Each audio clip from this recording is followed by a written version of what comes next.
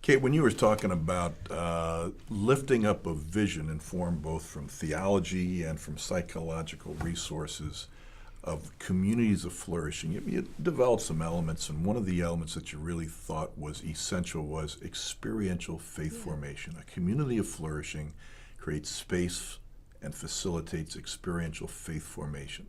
What did you mean?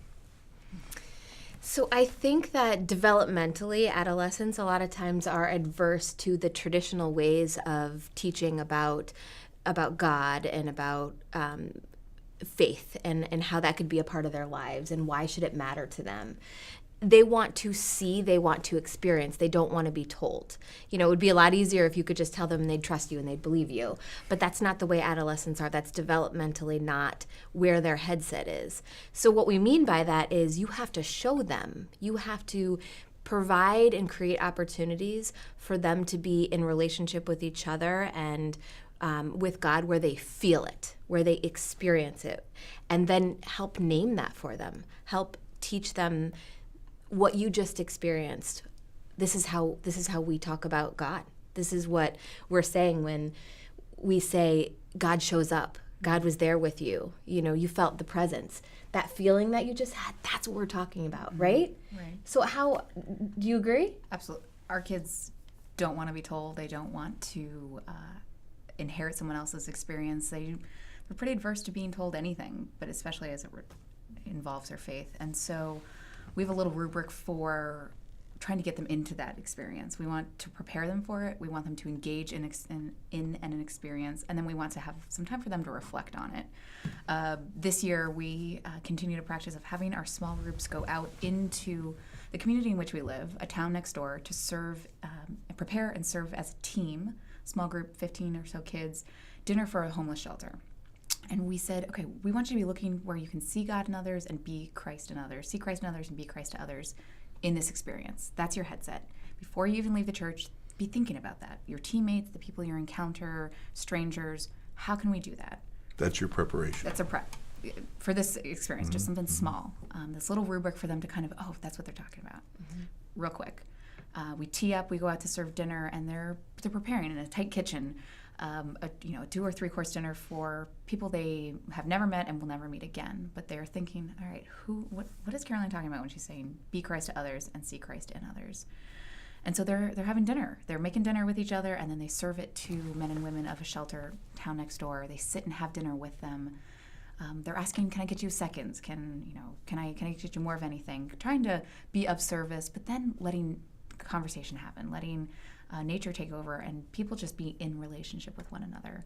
And our kids realize it's not scary, it's not hard, they're good at this. They have some agency in a world where there's now food on a table for a stranger that might not otherwise have had that. There's conversation that's natural and real. And then the evening comes to a close, and we head back to the church, and we get to have a little bit of reflection around that experience. What was that like? Were you able to see? Did Christ show up? Were you able to act and be the hands of Christ? Were you able to be the feet of Christ? Were you actually served in that experience by that stranger, maybe by your teammate?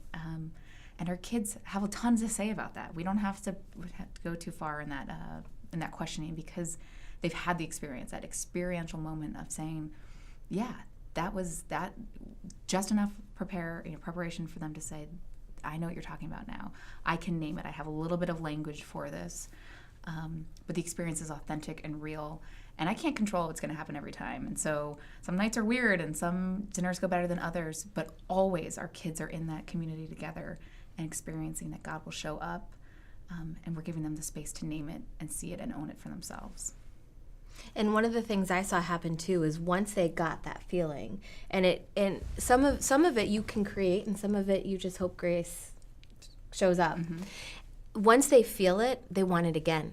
They remember how that felt and why it felt good and how they did it. So that's teaching them too that it doesn't have to be a setup where you go with your youth group necessarily to do something really incredible like this, but you can find this in other ways, and then they start searching for it, and then they find it on their own in their own different ways, and then bring that back to the group too and say, remember that? I saw that again. Right. And I think that bring it back was an essential part of the dynamic.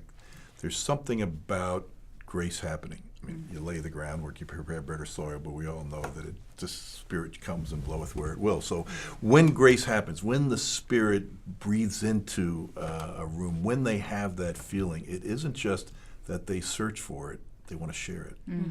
That, do you remember when we did, and I just did, and I want to share it with you. That is it's a cycle of inspiration, kind of a knock-on inspiration. It is a sharing in which they are drawn out of themselves into reflection on the experience.